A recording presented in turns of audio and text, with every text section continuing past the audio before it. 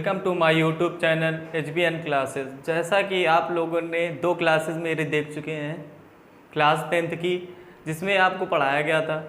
लेकिन आप लोग सोच रहे होगे कि सर बहुत दिनों बाद आए हैं इस क्लास ज्वाइन करने, तो मैं आपको बता रहा हूं कि आप लोगों के ही खातिर मैं क्लास 10th और क्लास 12th की नोट्स बना रहा था। उस नोट्स बनाने के कारण मैं आप लोगों की क्लास नहीं ले पा रहा था, इसलिए आज मैं फिर से आपके चैनल में आया हूँ और आप लोगों को आज क्लास 12th का लेसन फर्स्ट पढ़ाएंगे, वैद्युत क्षेत्र तथा कूलाम का नियम।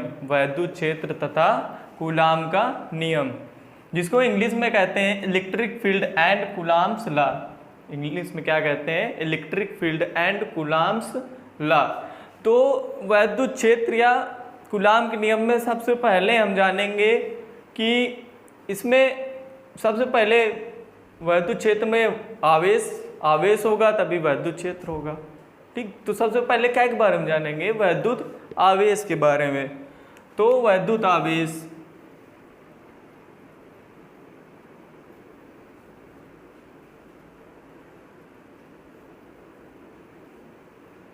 तो वैद्युत आवेश क्या होता है कि किसी चालक में बहने वाली धारा I तथा उस धारा के बहने में लगे समय T के गुणनफल को वैद्युत आवेश कहते हैं। फिर से एक बार समझ लें कि किसी चालक में बहने वाली धारा I तथा उस धारा के बहने में लगे समय T के गुणनफल को वैद्युत आवेश कहते हैं। फार्मूला क्या होगा? Q बराबर IT, जहाँ पर Q क्या है? वैद्युत आवेश, I धारा और T समय। ठीक, तो अब इसका मात्रक जानेंगे क्या होगा। तो मात्रक देखो, मात्रक निकालते हैं फार्मूले से। तो फार्मूला क्या है? Q बराबर IT। I क्या है? धारा। तो धारा का मात्रक क्या होगा? एम्पियर। और T क्या है? समय। तो समय का मात्रक सेकेंड। और वैद्युत आवेश का एक और भी मात्रक होता है जो कंपल्सरी हमेशा वो प्रयोग होता है, उसको कहते हैं कूलाम। क्या कहते हैं? कूलाम। तो आप लोगों ने इसका मात्रक भी जान लिया। अब बताते हैं इसकी विमा।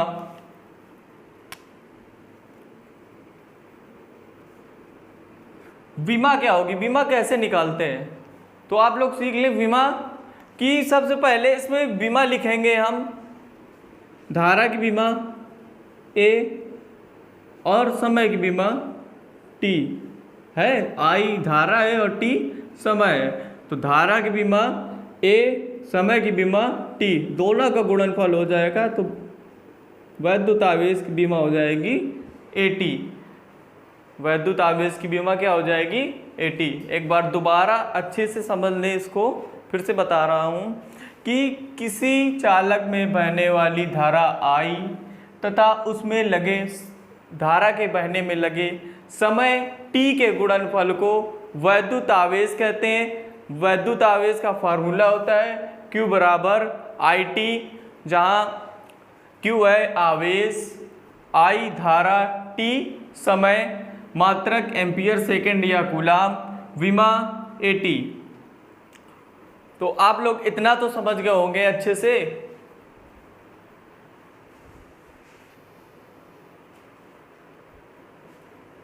बंद करो। तो वैद्युत आवेश समझ चुके आप लोग। परिभाषा ये लिख दी है मैंने, इसकी आप स्क्रीनशॉट ले सकते हैं लिखने के लिए। और आगे आपको बताते हैं कि वैद्युत आवेश के बाद क्या आता है। तो वैद्युत आवेश के बाद मूल आवेश क्या होते हैं? मूल आवेश। तो मूल आवेश क्या है समझ लें। तो मूल आवेश क्या होते हैं कि मूल आवेश जो होते हैं वे आवेशों की सबसे छोटी इकाई को मूल आवेश कहते हैं। आवेशों की सबसे छोटी इकाई को मूल आवेश कहते हैं। इसे स्मॉल ई से प्रदर्शित करते हैं। आवेशों की सबसे छोटी इकाई को मूल आवेश कहते हैं, इसे स्मॉल ई से प्रदर्शित करते हैं। और जो मूल आवेश होते हैं, प्रकृति में सबसे छोटा आवेश मूल आवेश ही होता है। प्रकृति में सबसे छोटा आवेश मूल आवेश ही होता है। तो मूल आवेश की परिभाषा लिखे दे रहे हैं, आवेशों की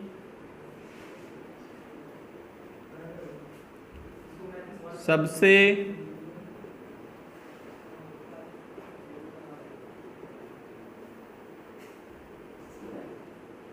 छोटी इकाई को मूल आवेश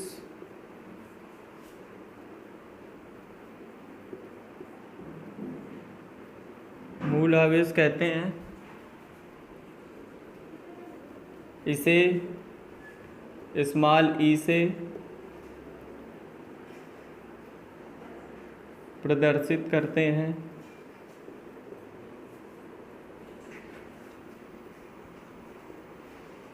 प्रकृति में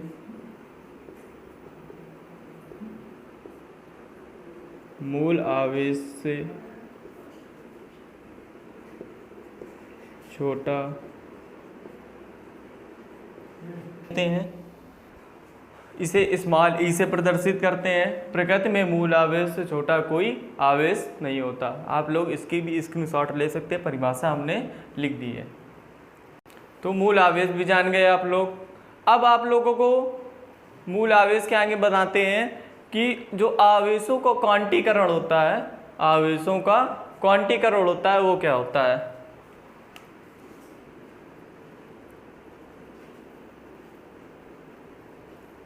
आवेशों का क्वांटीकरण,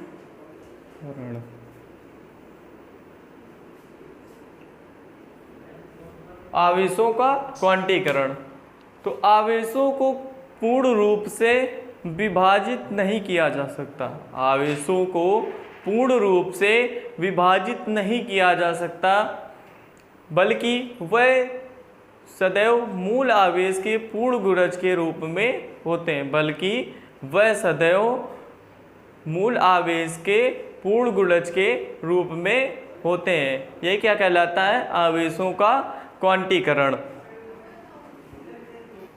तो परिभाषा क्या होगी, आवेशों को अनिश्चित रूप से विभाजित नहीं किया जा सकता, वह सदैव मूल आवेश के पूर्ण गुणज के रूप में होते हैं। यही क्या कहलाता है, आवेशों का क्वांटीकरण।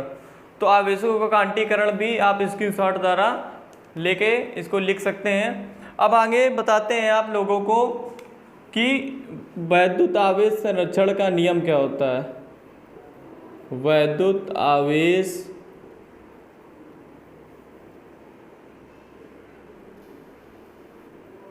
संरक्षण का नियम।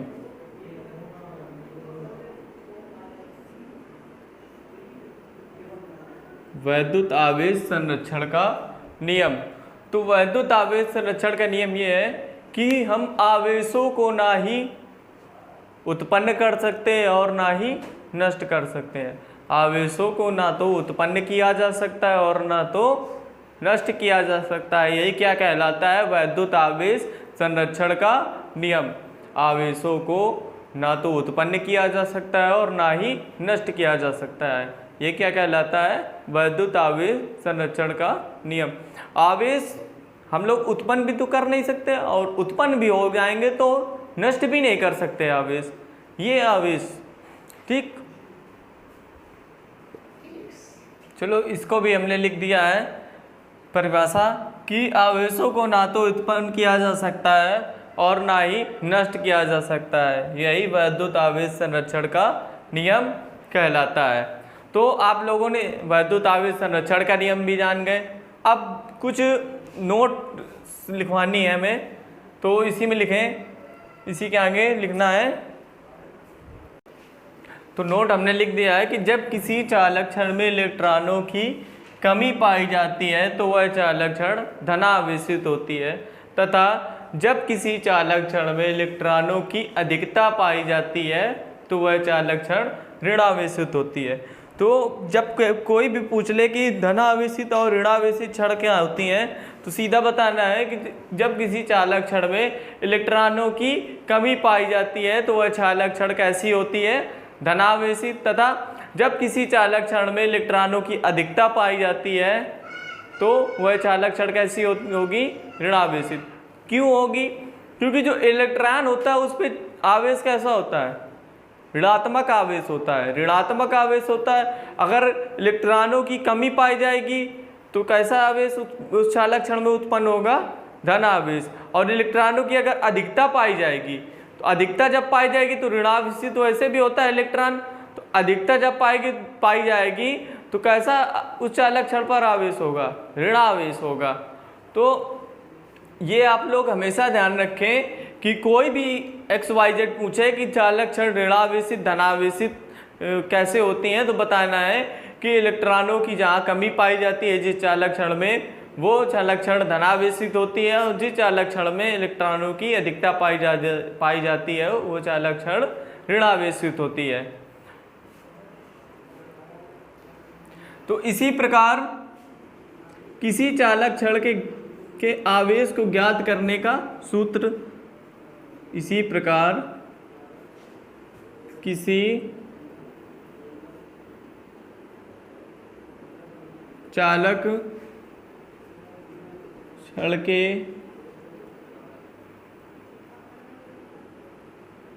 आवेश को ज्ञात करने का सूत्र, तो ज्ञात करने का सूत्र क्या होगा, Q बराबर NE, Q बराबर NE, जहाँ Q है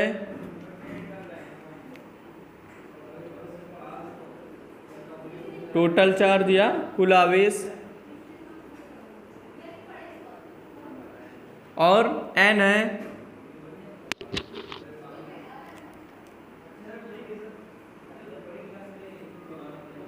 नंबर्स ऑफ इलेक्ट्रॉन्स, और E है इलेक्ट्रॉन्स चार्ज, इलेक्ट्रॉन्स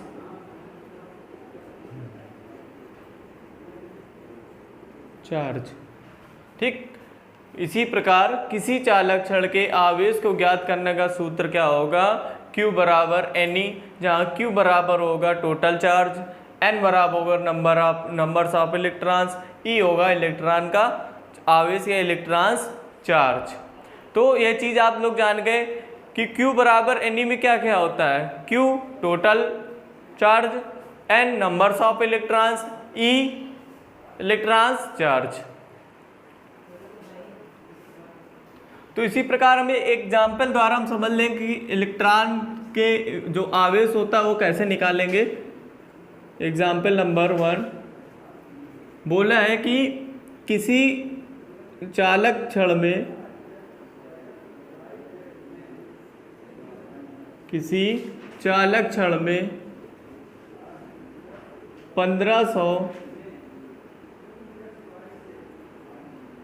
इलेक्ट्रॉन की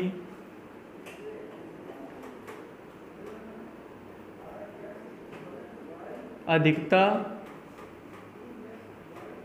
पाई जाती है,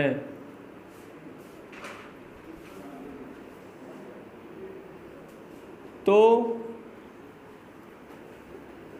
उस चालक क्षण में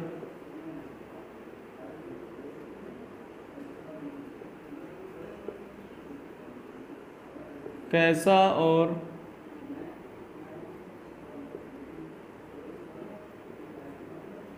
कितना आवेश है। तो ये एक एग्जाम्पल है कि किसी चालक क्षण में 1500 इलेक्ट्रॉन की अधिकता पाई जाती है, तो उस चालक क्षण में कैसा और कितना आवेश है।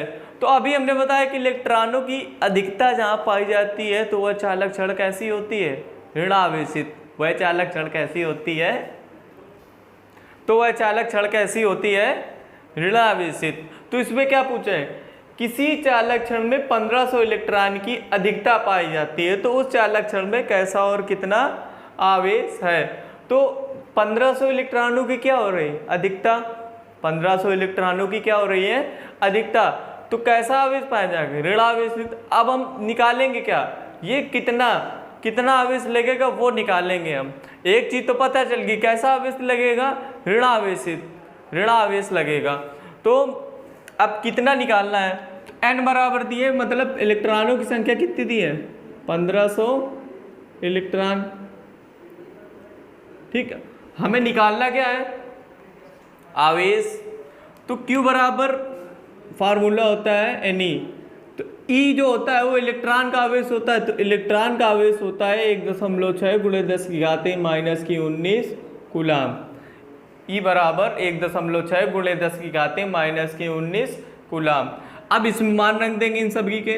ये लिखा है 1500 गुणे 1.6 गुणे 10 की घात माइनस की 19। अब ये देखो 1500 को हम कर सकते हैं 15 गुणे 10 की घात 2 गुणे 1.6 गुणे 10 की घात माइनस की 19। अब ये माइनस की 19 है, प्लस की 2 है। ये 10 की घात 2 है, 10 की घात माइनस की 19 है। तो माइनस की 19 में प्लस की घात 2 चली जाएंगी। तो 15 गुणे 1.6 गुणे 10 की घात माइनस की 17 बचेंगी। अब 15 का 16 में गुणा करा दो, तो या फिर 16 का ये 1.6 का गुणा इसमें कराना है, 1.6 का गुणा 15 में कराना है। तो करा दे। 15 छक्का 90 की 0, हासिल लगे 9। 15 एकम 15, और 15 और 9 कितने होंगे? 24। 15 9 24 गुणे 10 की घात माइनस की 17। तो Q बराबर आंसर आ गया 24 गुणे 10 की घात माइनस की 17। या मात्रक क्या होगा? कूलाम। मात्रक क्या होगा? कूलाम। या इसका कहीं कहीं पर ऐसे दिया होगा Q बराबर 2.4 गुणे 10 की घात माइनस की 16 कूलाम। अब ये सोच रहे हो कि ये कैसे आ गया 2.4 गुणे 10 की घात माइनस की 16? 2.4 गुणे 10 की घात माइनस की 16, तो सुन लो कैसे आया कि ये 24 गुणे 10 की घात माइनस की 17 लिखा है। तो हम इससे क्या करेंगे? एक प्लस की घात निकाल लेंगे, तो ये हो जाएगा 2.4, और प्लस की घात इससे एक माइनस चली जाएगी, तो बचेगी 10 की घात माइनस की 16। तो कितना आंसर आ जाएगा? 2.4 गुणे 10 की घात माइनस की 16। तो ये आप लोग एग्जाम्पल समझ चुके होंगे। अब एक दूसरा और एग्जाम्पल बताते हैं। दूसरा एग्जाम्पल ये है कि किसी चालक क्षण में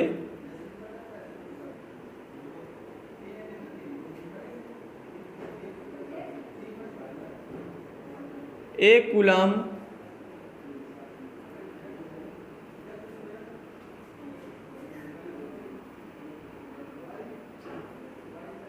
ऋण आवेश उपस्थित है, तो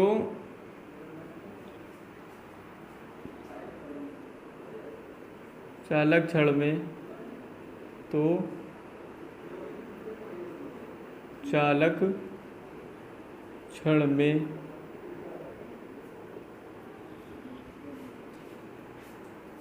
कितने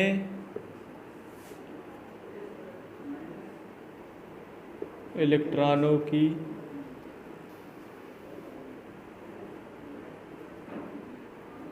अधिकता या कमी